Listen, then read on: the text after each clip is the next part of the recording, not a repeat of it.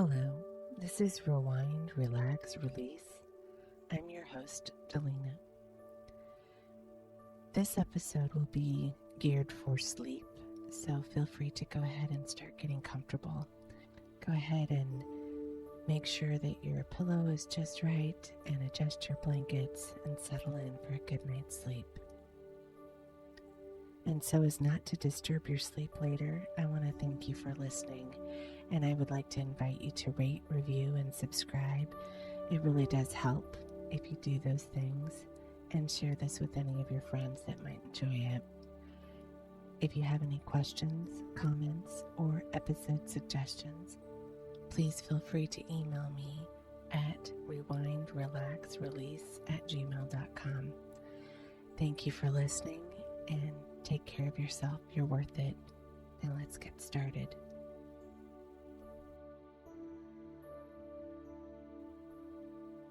This episode is going to be a reading of a collection of works by Hellen Keller. The title is The World I Live In. And the first essay that I'll be reading from is titled The Seeing Hand. Relax and enjoy, and I hope you sleep well.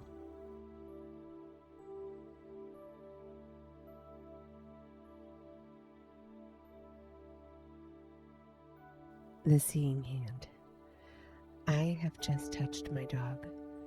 He was rolling on the grass with pleasure in every muscle and limb. I wanted to catch a picture of him in my fingers, and I touch him lightly as I would cobwebs. But lo, his fat body revolved, stiffened, and solidified in an upright position, and his tongue gave my hand a lick. He pressed close to me as if he were fain to crowd himself into my hand. He loved it with his tail, with his paw, with his tongue. If he could speak, I believe he would say with me that paradise is attained by a touch. For touch is all love and intelligence.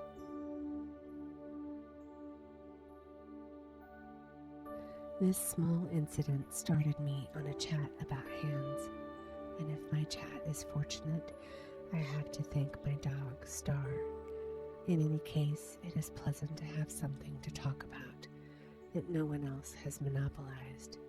It's like making a new path in the trackless woods, blazing the trail where no foot has pressed before.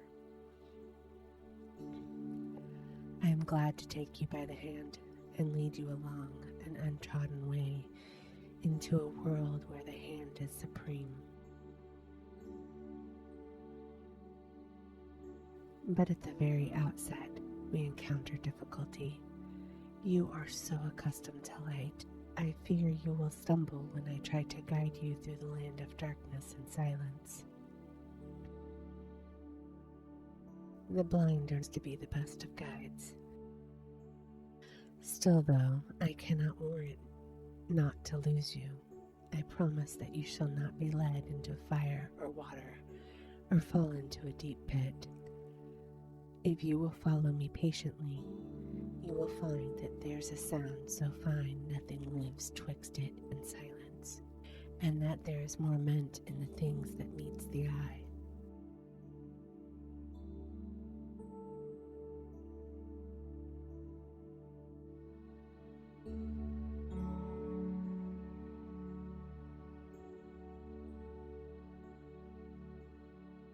My hand is to me what your hearing and sight together are to you.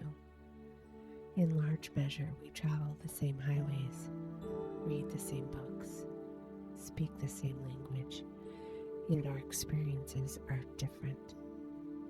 All my comings and goings turn on the hand as on a pivot. It is the hand that binds me to the world of men and women.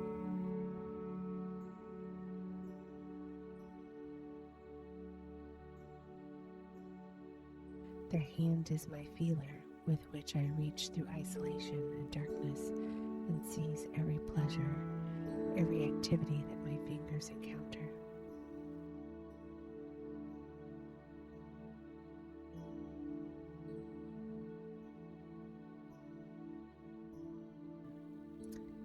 with the dropping of a little word from another's hand into mine, a slight flutter of the fingers began the intelligence, the joy, the fullness of my life.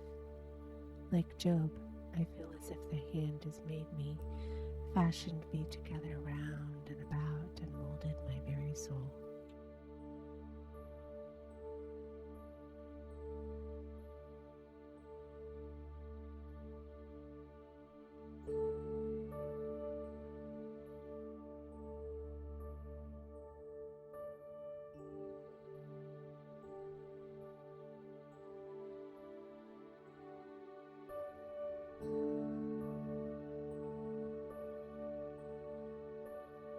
In all of my experiences and thoughts, I am conscious of the hand. Whatever moves me, whatever thrills me, it is a hand that touches me in the dark, and that touch is my reality.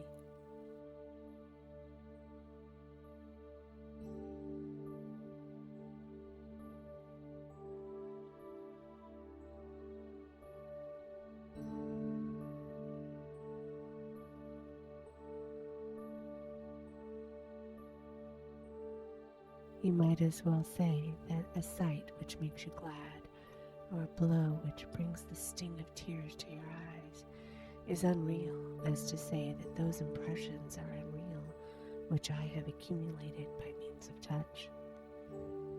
The delicate tremble of a butterfly's wings in my hand, the soft petals of violets curling into cool folds of their leaves, or lifting sweetly out of the meadow grass, the clear, firm outline of face and limb, the smooth arch of a horse's neck, and the velvety touch of his nose. All these things and 1,000 resultant combinations which take shape in my mind constitute my world.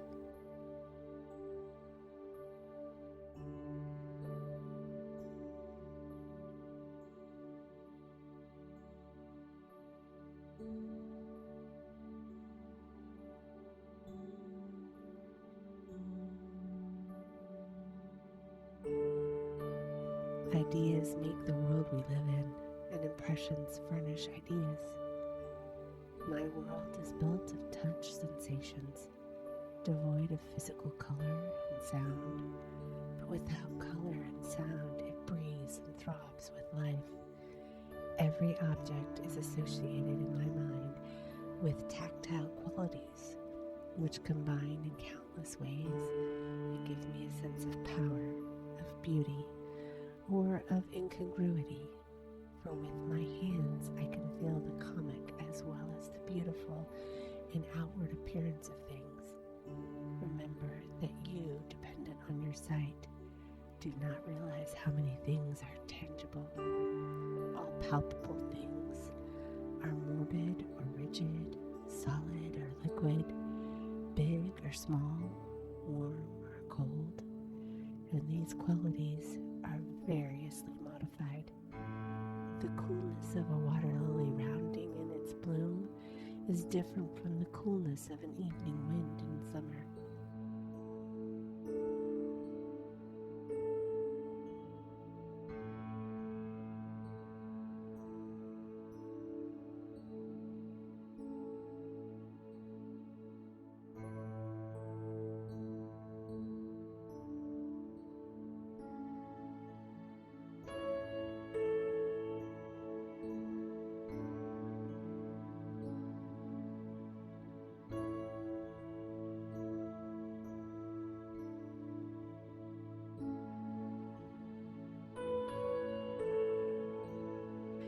And different again from the coolness of rain that soaks into the hearts of growing things and gives them life and body. The velvet of a rose is not that of a ripe peach or of a baby's dimpled cheek. The hardness of a rock is to the hardness of wood what a man's deep bass is to a woman's voice when it is low. I call beauty I find in certain combinations of all of these qualities.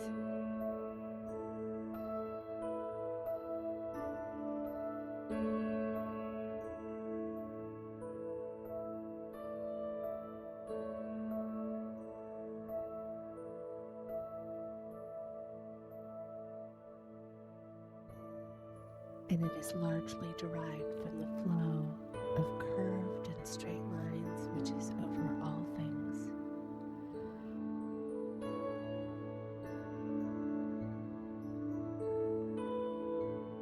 What does this straight line mean to you? I think you will ask.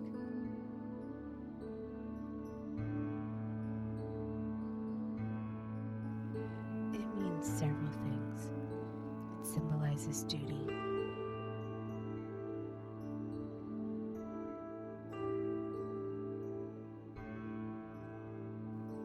It seems to have the quality of inexorableness that duty has.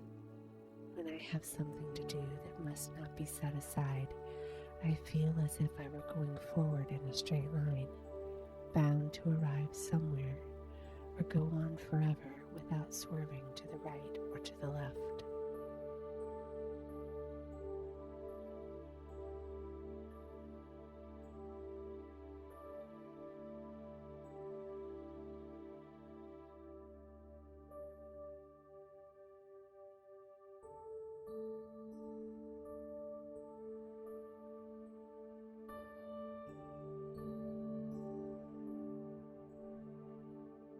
That is what it means.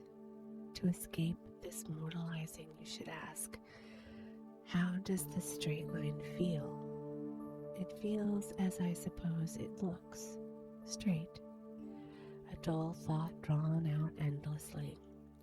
Eloquence to the touch resides not in straight lines, but in unstraight lines, or in many curved and straight lines together. They appear and disappear, are now deep, now shallow, now broken off, or lengthened, or swelling. They rise and sink beneath my fingers. They are full of sudden starts and pauses, and their variety is as inexhaustible and wonderful. So you see, I am not shut out from the region of the beautiful, though my hand cannot perceive the brilliant colors in the sunset or on the mountain, or reach into the blue depths of the sky.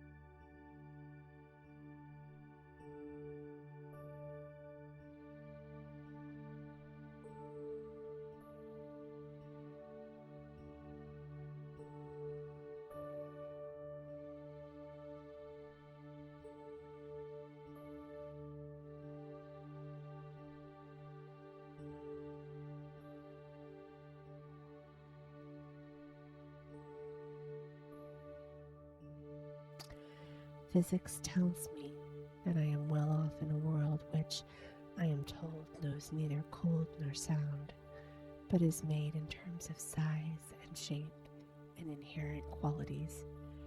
For at least every object appears to my fingers standing solidly right up, and is not an inverted image on the retina, which I understand your brain is at an infinite, though unconscious labor to set back on its feet.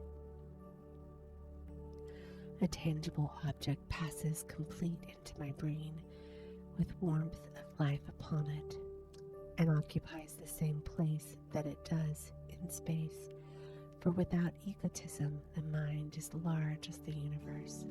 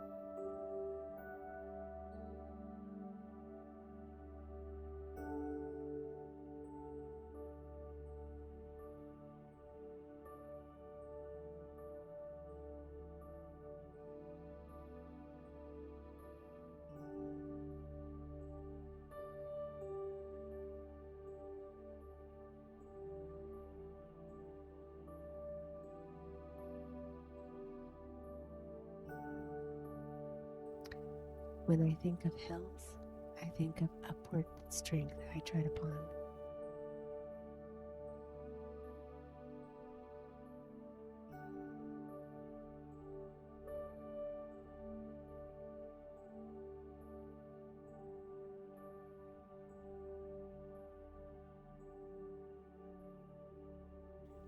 When water is the object of my thought, I feel the cool shock of the plunge and the quick yielding of waves that crisp and curl and ripple about my body.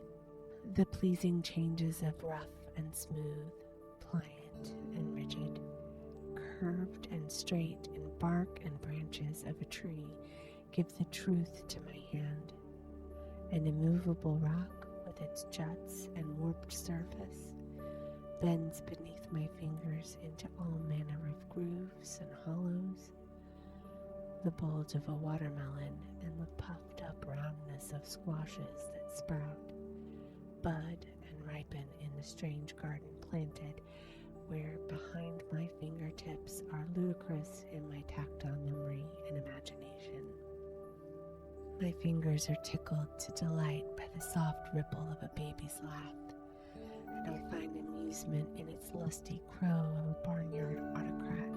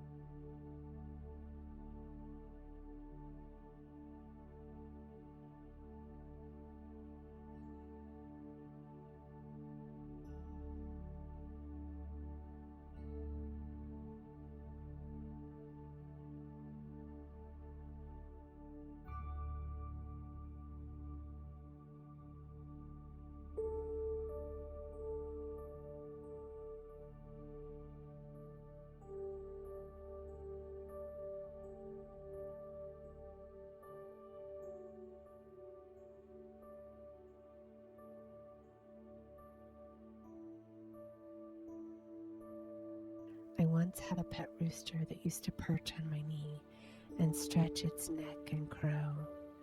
A bird in my hand then was worth two in the barnyard.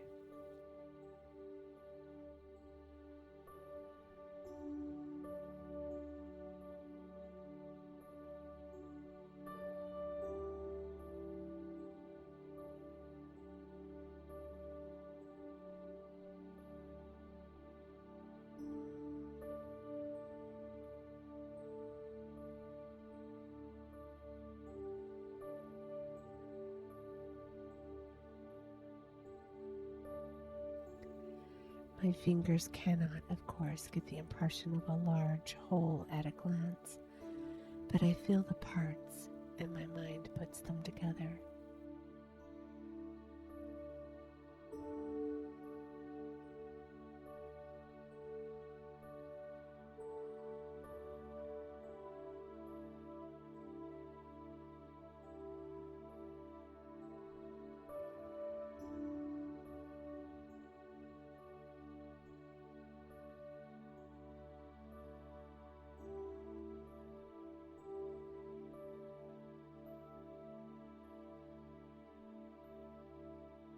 I move around my house, touching object after object in order before I can form an idea of the entire house. In other people's houses, I can only touch what is shown to me.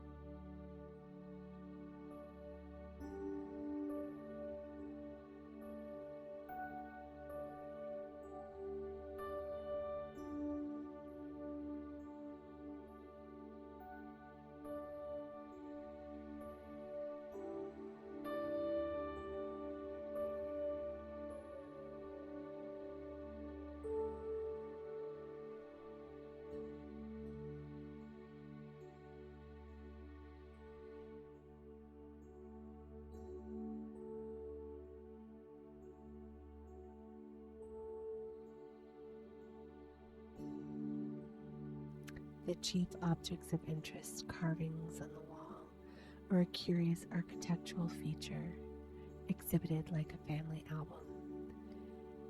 Therefore, a house with which I am not familiar has for me, at first, no general effect or harmony of detail.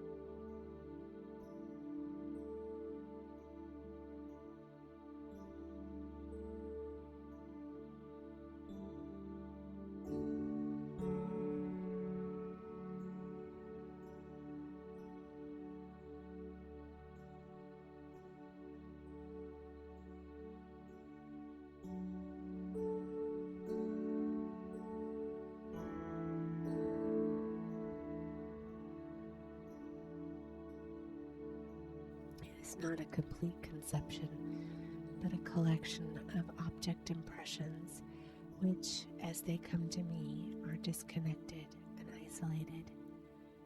But my mind is full of associations, sensations, theories, and with them it constructs the house.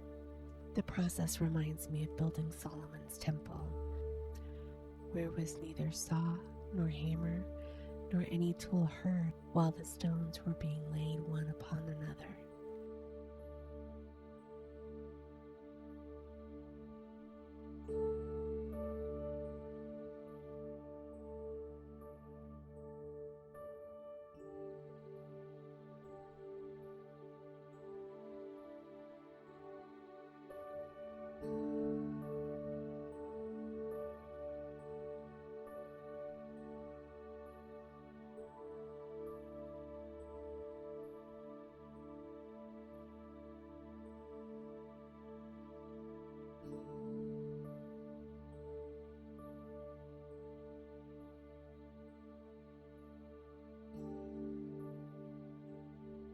The silent worker is imagination, which decrees reality out of chaos.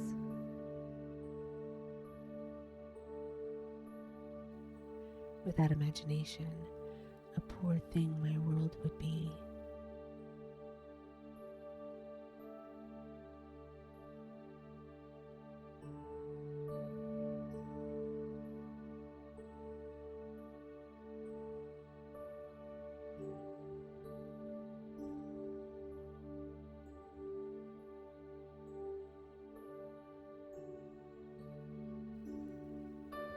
My garden would be a silent patch of earth, strewn with sticks of a variety of shapes and smells. But when the eye of my mind is open to its beauty, the bare ground brightens beneath my feet, and the hedgerow bursts into leaf, and the rose tree shakes its fragrance everywhere. I know how budding trees look, and I enter into an amorous joy of the mating birds. And this is the miracle of imagination.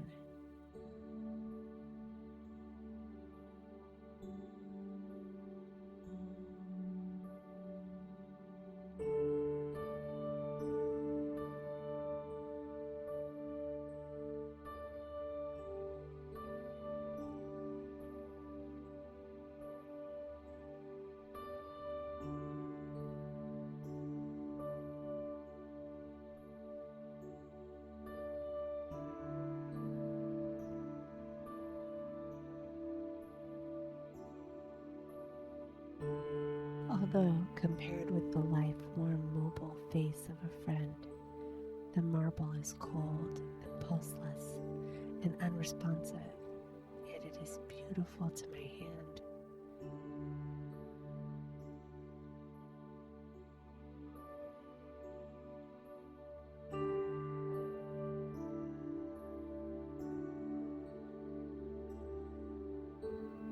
Twofold is the miracle when through my fingers my imagination reaches forth and meets the imagination of an artist which has embodied in sculpture form. Its flowing curves and bendings are real pleasure, only breath is wanting. But under the spell of imagination, the marble thrills and becomes divine reality of the ideal.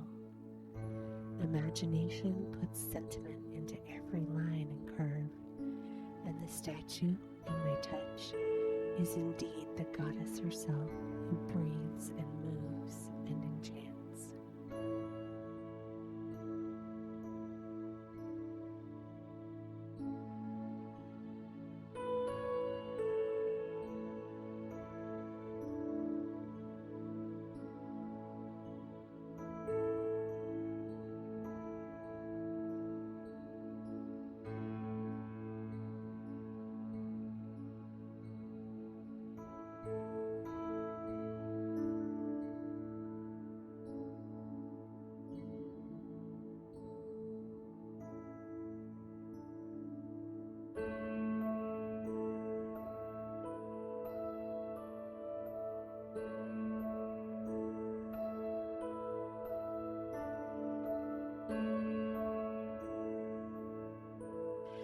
It is true, however, that some sculptures, even recognized masterpieces, do not please my hand. When I touch what there is of the winged victory, it reminds me at first of a headless, limbless dream that flies toward me in an unrestful sleep. The garments of the victory thrust stiffly out behind and do not resemble garments that I have felt flying, fluttering, folding, and spreading in the wind.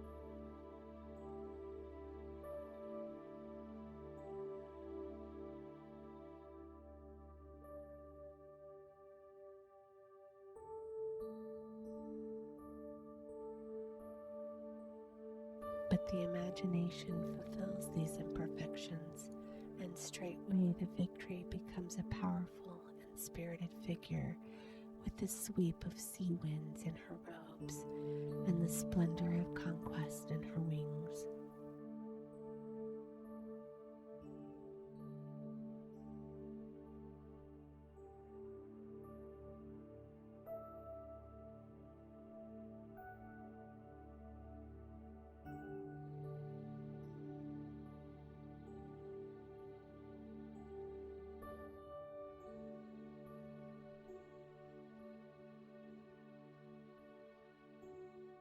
I find in a beautiful statue perfection of bodily form, the qualities of balance and completeness. The Minerva, hung with a web of poetic illusion, gives me a sense of exhilaration that is almost physical, and I like the luxuriant waving hair of Bacchus and Apollo, and the wreath of ivory so suggestive on pagan holidays.